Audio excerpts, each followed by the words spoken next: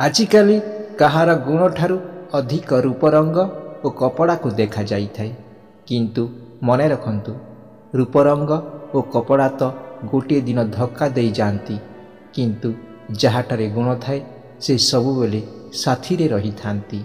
जेउ मनीष आपण को थरुटिए धक्का देछि हुए तो आपण ताकू केते भी क्षमा करंतु, गोटे दिन आपण को पुणी से धोखा दे थाए।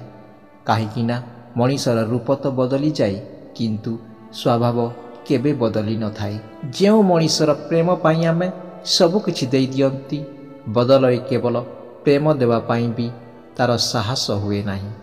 साहाय्य नेवा पाई समस्ते आसी जाती, किंतु आपण को जेबे साहाय्यर दरकार पड़ी थाए तो साहाय्य करिबा लोक केही देखा जाती नहीं। मिछ कहितिबा मनीष निज कथा को सत्य प्रमाणित करिबा पाई प्रत्येक कथारे राण खाई दिए। जेउ लोक सबु किछि चुप रही सही जाती, तांकु सबु बेले अपमानित करा जाई थाए। जेउ मनीष केबे काहाकू किछि दिए नाही, से काहाकू भी मागिबारे केबे भी लज्जा करे नाही।